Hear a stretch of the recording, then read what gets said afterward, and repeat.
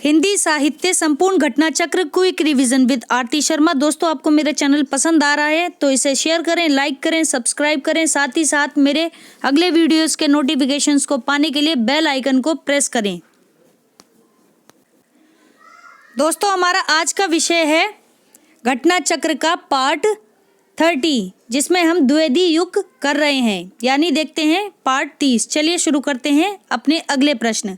द्विवेदी युग का वह साहित्यकार, ध्यान से सुने, द्विवेदी युग का वह साहित्यकार जिन्हें कविता कामिनी कांत, ध्यान से सुनना, कविता कामिनी कांत, भारतेंदु प्रगेंदु, साहित्य सुधाकर उपाधियों से विभूषित किया गया था, वो कौन थे? तो दोस्तों, ऑप्शन ए नाथूराम शर्मा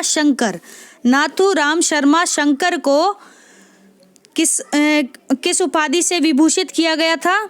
कविता कामिनी कांत से। भारतेंदु प्रगेंदु, साहित्य सुधाकर, ठीक है, इन उपाधियों से विभूषित किया गया था और ये द्विवेदी युगीन साहित्यकार थे। इतनी बात आप ध्यान रखेंगे।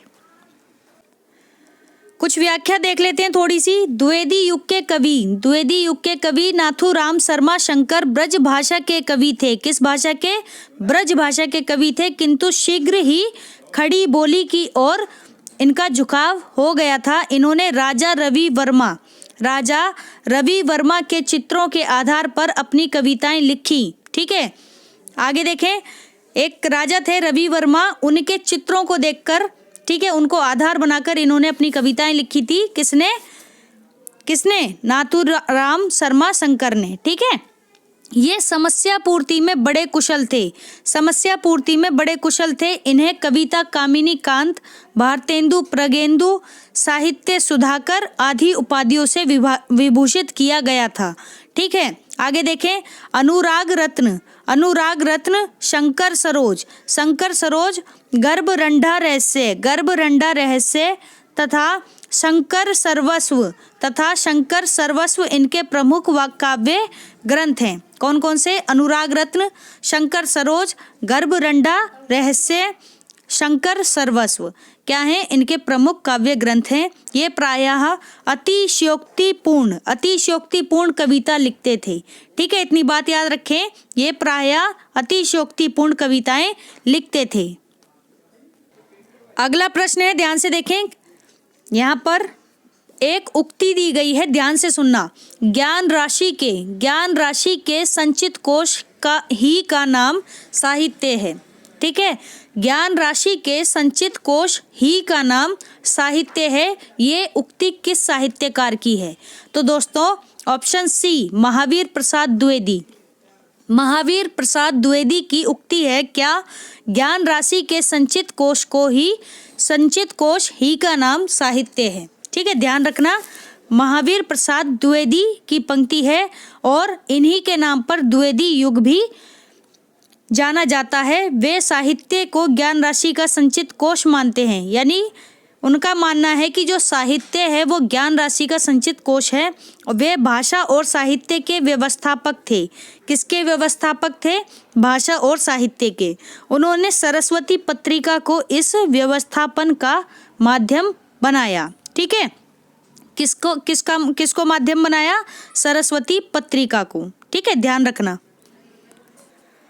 अगला प्रश्न है, ध्यान से देखें। आचार्य महावीर प्रसाद द्विवेदी द्वारा रचित, ध्यान से सुनना, आचार्य महावीर प्रसाद द्विवेदी रचित अर्थशास्त्र विषय का ग्रंथ क्या है?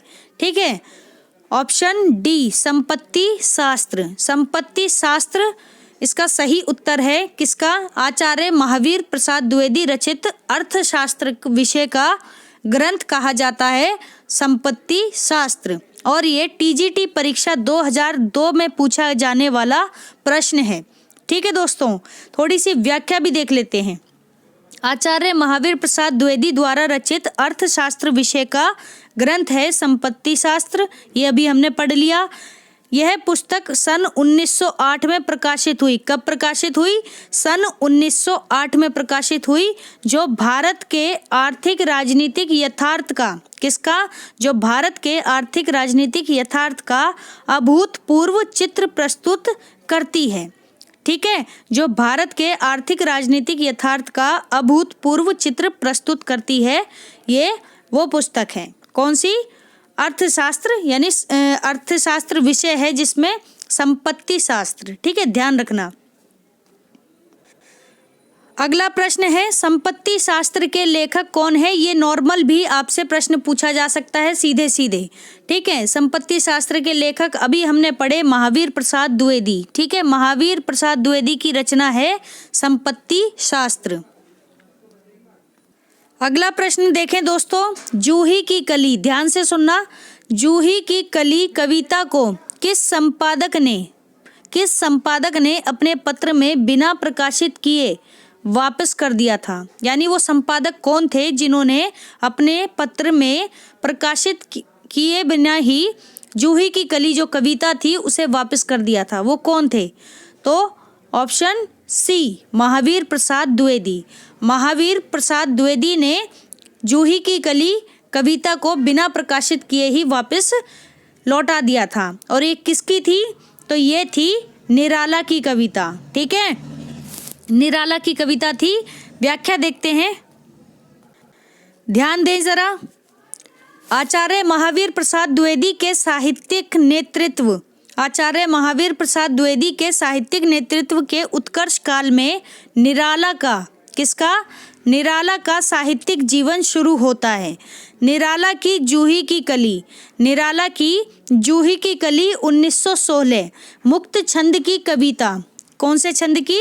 मुक्त छंद की कविता महावीर प्रसाद द्विवेदी ने अपने पत्र में बिना प्रकाशित किए ही लौटा दी थी।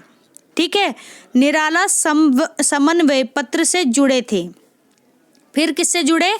निराला समन्वय पत्र से जुड़े, बाद में सुधा एवं मतवाला से भी जुड़े। यानी निराला किस पत्र से जुड़े थे? ध्यान रखना, समन्वय, फिर पहले समन्वय से जुड़े, फिर सुधा से और बाद में मतवाला से। ठीक है, इन पत्रों से वो जुड़े। मतवाला से उनका संघर्ष भी रहा। किसका संघर्ष रहा? निराला का। ठीक है, और निराला का पूरा नाम क्या है? सूर्यकांत त्रिपाठी निराला। ठीक है, निराला के नाम से वो प्रसिद्ध हुए थे। तो ये बातें आप ध्यान रखेंगे। अगला प्रश्न है दोस्तों, ध्यान से सुने। निराला की कविता कौन सी? जूही की कली। निराला की कविता जूही की कली को किस संपादक ने बिना प्रकाशित किए वापस कर दिया था? रिपीटेड क्वेश्चन है, अभी हमने पढ़ा महावीर प्रसाद द्विवेदी ने। ठीक है, महावीर प्रसाद द्विवेदी ने वापस कर दिया था किसको? जूही की कली कविता को। ठीक है, बिना प्रकाशित किए। अगला प्रश्न है, ध्यान से देखें। अंतःकरण की वृत्तियों के चित्र का नाम कविता है। ध्यान से सुने, अंतःकरण की वृत्तियों के चित्र का नाम कविता है। किसने कहा? ये कथन किसने कहा? ऑप्शन बी, महावीर प्रसाद द्विवेदी ने। महावीर प्रसाद द्विवेदी ने अंतःकरण की वृत्तियों के चित्र का नाम कविता है, ये कथन कहा। ठीक है, अंतःकरण की वृत्तियों के चित्र का नाम कविता है। ठीक है, आगे देखें, ध्यान दे दोस्तों। आचार्य महावीर प्रसाद द्विवेदी ने कहा कि कविता अंतःकरण की वृत्तियों का चित्र बन जाती है। कविता क्या बन जाती है? अंतःकरण की वृत्तियों का चित्र बन जाती है। या रामचंद्र शुक्ल को याद करें तो उन्होंने कहा था कि जिस प्रकार, रामचंद्र शुक्ल ने क्या कहा था कि जिस प्रकार आत्मा की मुक्त अवस्था ज्ञान दशा कहलाती है, उसी प्रकार हृदय की मुक्त अवस्था रस दशा कहलाती है। ध्यान से सुने, इंपॉर्टेंट है ये, कई बार एग्जाम्स में भी पूछा गया है, तो जरा ध्यान देना।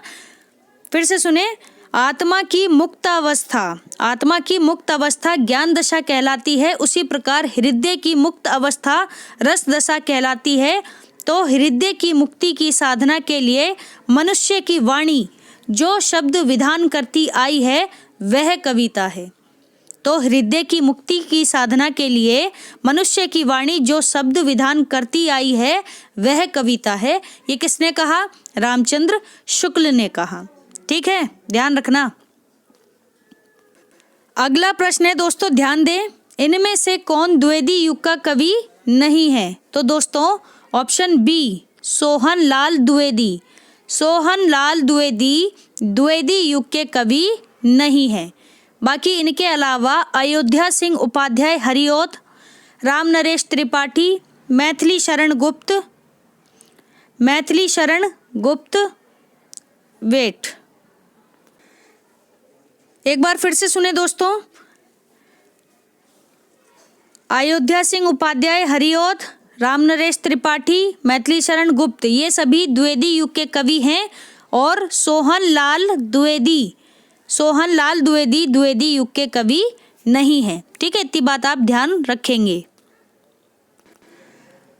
व्याख्या है, जरा ध्यान दें। सोहन लाल द्विवेदी द्विवेदी युग के कवि नहीं है, बल्कि राष्ट्रीय चेतना के अग्रदूत एवं प्रमुख गांधीवादी कवि हैं। ध्यान से सुने, सोहन लाल द्विवेदी द्विवेदी युग के कवि नहीं, बल्कि राष्ट्रीय चेतना के अग्रदूत एवं प्रमुख गांधीवादी कवि हैं। द्विवेदी युग के प्रमुख कवि मैथिली शरण गुप्त, अयोध्या सिंह उपाध्याय हरिऔध, श्रीधर पाठक, गया प्रसाद शुक्ल स्नेही, राम नरेश त्रिपाठी, नाथूराम शर्मा शंकर, गोपाल शरण सिंह, जगन्नाथ दास रत्नाकर आदि हैं। ठीक है, तो इनके बारे में हम पहले भी पढ़ चुके हैं, तो हम रिपीट नहीं करेंगे। ठीक है, अगला प्रश्न देखते हैं। द्विवेदी युग के सर्वश्रेष्ठ प्रगीतकार, ध्यान से सुनना, प्रश्न यहाँ पे बदला हुआ है। द्विवेदी युग के सर्वश्रेष्ठ प्रगीतकार कौन माने जाते हैं? ऑप्शन सी, मुकुटधर पांडे द्विवेदी युग के सर्वश्रेष्ठ प्रगीतकार माने जाते हैं। ठीक है, व्याख्या देखें दोस्तों ध्यान से। लोचन प्रसाद पांडे के अनुज मुकुटधर पांडे, किसके अनुज थे मुकुटधर पांडे? लोचन प्रसाद पांडे के। ठीक है, और ये सुकवि थे। ठीक है, लोचन प्रसाद पांडे के अनुज मुकुटधर पांडे भी सुकवि थे। वे प्रकृति के उपासक थे। किसके उपासक? प्रकृति के उपासक थे। कौन? मुकुटधर पांडे। ठीक है, ध्यान रखना इतनी सी बातें। आगे देखें, काव्य में भावात्मकता, आंतरिक संवेदना और रहस्यात्मक अनुभूति के दर्शन होते हैं। इनके काव्य में किसके दर्शन होते हैं? भावात्मकता, आंतरिक संवेदना और रहस्यात्मक अनुभूति के दर्शन होते हैं।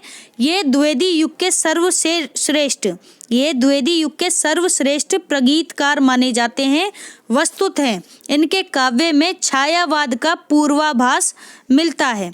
किसके काव्य में छायावाद का पूर्वाभास मिलता है? मुकुटधर पांडे के में।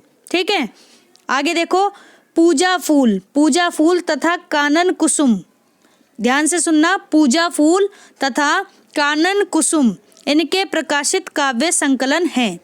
पूजा फूल तथा कानन कुसुम इनके प्रकाशित काव्य संकलन हैं। ठीक है, अगला प्रश्न है, ध्यान से देखें। छायावाद का पूर्वाभास किस कवि की रचनाओं में प्रकट हुआ है? तो अभी हमने पढ़ा दोस्तों, ऑप्शन ए, मुकुटधर पांडे की रचनाओं में छायावाद का पूर्वाभास प्रकट हुआ है।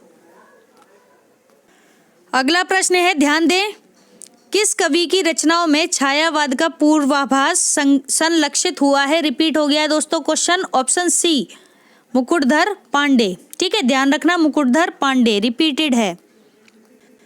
ये जरा इंपॉर्टेंट प्रश्न है, ध्यान से देखना। खड़ी बोली हिंदी का, किसका? खड़ी बोली हिंदी का प्रथम महाकाव्य कौन सा है? तो दोस्तों खड़ी बोली हिंदी, बात हो रही है भाषा पर, ध्यान देना, कौन सी भाषा है ये? खड़ी बोली हिंदी। ठीक है, और ये आधुनिक काल की भाषा है। ठीक है, आधुनिक काल की साहित्यिक भाषा थी खड़ी बोली हिंदी। ठीक है, इसका प्रथम महाकाव्य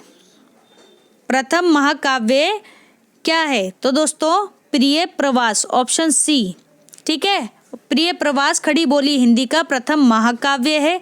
और किसका है ये? अयोध्या सिंह उपाध्याय हरिऔध का महाकाव्य है खड़ी बोली हिंदी में प्रिय प्रवास। प्रिय प्रवास, ठीक है। और प्रिय प्रवास संस्कृत की समस्त तथा कोमल कांत पदावली से अलंकृत एवं संस्कृत वर्ण वृत्तों में लिखित हिंदी खड़ी बोली का प्रथम महाकाव्य है। यह 17 सर्गों में, कितने सर्ग में? 17 सर्गों में विभक्त है और इसमें श्रृंगार और करुण रस, कौन सा? श्रृंगार और करुण रस की प्रधानता है। रामचंद्र शुक्ल ने अपने हिंदी साहित्य के इतिहास में प्रिय प्रवास को महाकाव्य नहीं माना है। दोस्तों ये बहुत ही इम्पोर्टेंट बात है। आचार्य रामचंद्र शुक्ल ने अपने हिंदी साहित्य के इतिहास में प्रिय प्रवास को महाकाव्य नहीं माना है, ठीक है। ध्यान रखना इस चीज को। आगे देखें, हरिऔध जी बहुमुखी प्रतिभा के धनी थे, यानी कि इनमें प्रतिभाएं भरी हुई थी, मतलब इतनी प्रतिभा थी इनमें कि कुछ कहा नहीं जा सकता। बहुमुखी, ठीक है, एक से बढ़कर एक प्रतिभा थी इनमें। किसमें? हरिऔध में। आगे देखें, गद्य और पद्य में उनका समान अधिकार था। कुल मिलाकर इनकी 51 रचनाएं हैं। इनकी कितनी? 51 रचनाएं हमें मिलती हैं। तो ध्यान रखना, ये सारी बातें इंपॉर्टेंट है। यहाँ पर कुछ अन्य महत्वपूर्ण तथ्य हैं, देख लेते हैं। हरिऔध जी ने चौखे चौपदे, ध्यान से सुनना, चौखे चौपदे में मुहावरों के बाहुल्य तथा लोक भाषा के समावेश का प्रयास किया। वहीं वैदेही वनवास, ध्यान से सुनना, चौखे चौपदे में पहली बात किसका है ये चौखे चौपदे? हरिऔध का, ठीक है। इसमें मुहावरों के बाहुल्य तथा लोक भाषा के समावेश का प्रयास किया। वहीं वैदेही वनवास की रचना द्वारा एक और प्रबंध सृष्टि का प्रयत्न किया। किसने? हरिऔध ने। आगे देखें, अपने काव्य संग्रह रस कलश, इनका एक काव्य संग्रह भी रहा है। क्या है? रस कलश। इसको ब्रज भाषा में लिखकर यह सिद्ध कर दिया कि ब्रज भाषा पर भी उनकी अच्छी पकड़ है, ठीक है। ब्रज भाषा में लिखकर यह सिद्ध कर दिया कि ब्रज भाषा पर भी उनकी अच्छी पकड़ है। हरिऔध जी ने 2 नाटक भी लिखे। कौन कौन से? प्रद्युमन विजय जो कि 1893 में आया, तथा रुक्मणी परिणय जो कि 1894 में आया। ध्यान से सुनना, प्रद्युमन विजय 1893 और रुक्मणी परिणय 1894, ठीक 1 साल बाद, ठीक है। प्रद्युमन विजय के ठीक 1 साल बाद रुक्मणी परिणय नाटक आया। किसका? हरिऔध का, ठीक है। आगे देखते हैं, ध्यान से देखें। सन 1894 में इनका प्रथम उपन्यास प्रेम कांता, कौन सा उपन्यास? 1894 में प्रेम कांता प्रकाशित हुआ। उसके बाद 2 और उपन्यास, कौन कौन से? ठेठ हिंदी का ठाठ जो कि 1899 में, तथा अध खिला फूल जो कि 1907 में। ध्यान से सुनना, ठेठ हिंदी का ठाठ 1899 तथा अध खिला फूल 1907 में प्रकाशित हुआ। हरिऔध जी की अन्य महत्वपूर्ण रचनाएं हैं रसिक रहस्य जो कि 1899, प्रेमाम्बु वारिधि, प्रेम प्रपंच 1900 में, प्रमाम्बु प्रश्रवण, प्रेमाम्बु प्रवाह, ये प्रेमाम्बु होगा, यहाँ पे स्पेलिंग एरर है, ठीक है।